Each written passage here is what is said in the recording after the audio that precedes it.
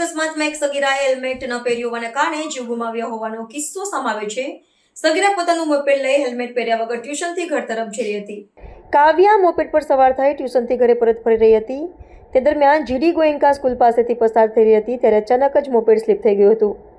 અકસ્માત એટલો ભયંકર હતો કે કાવ્યાના માથાના ગંભીર ઈજા થતાં તેને તાત્કાલિક સારવાર મળે તે પહેલાં જ તેને અંતિમ શ્વાસ લીધા હતા।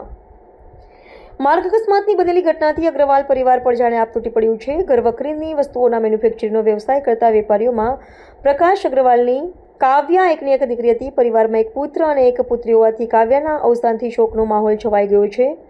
માતા પિતા માટે પોતાની જુવાન દીકરીને ગુમાવવાનું દુઃખ અસહ્ય છે। આખી સોસાયટી અને સગા સંબંધીઓમાં પણ આ ઘટનાને લઈને દુઃખ અને આઘાતની લાગણી છવાઈ ગઈ છે। તેના પરિવારના સભ્યોએ ભારે હૈયે જણાવ્યું કે જો કાવ્યાએ હેલ્મેટ પહેર્યું હોત તો આજે તે અમારી વચ્ચે હોત।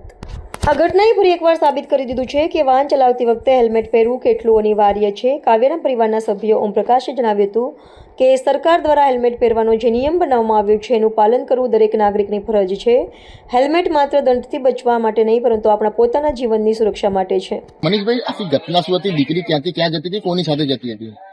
દીકરી પોતે ચલાવતી હતી અને ગાડી ગોયંકા સ્કૂલ પાસેથી ટ્યુશન જતી હતી અને ગાડી સ્લીપ થઈ ગઈ। કંઈક આવ્યું હશે તો ગાડી સ્લીપ થઈ ગઈ અને હેડ ઇન્જરી થી ઓન ધી સ્પોટ હેલ્મેટ પહેર્યું હતું? હેલ્મેટ શું લાગે? હેલ્મેટ 100% જ પહેરવી જોઈએ અને આ મુહિમ બધાએ રાખવી જોઈએ। સમાજના દરેક વ્યક્તિને મારી તો અપીલ છે કે પોતાના દીકરા દીકરી અથવા કોઈ વ્યક્તિ હોય હેલ્મેટ 100% જ પહેરવી જોઈએ। આજે હેલ્મેટ પહેરી હતી તો કાવ્યા કદાચ તો બચી જતે અને 100% આ થતે એટલે બધાએ હેલ્મેટ પહેરવી જ જોઈએ, અવશ્ય પહેરવી જોઈએ। યુવતીનું નામ શું છે? કેટલી ઉંમર છે? ક્યાં જઈ રહ્યા હતા? કાવ્યા કાવ્યા દીકરી ભણતી ક્યાં ભણતી હતી?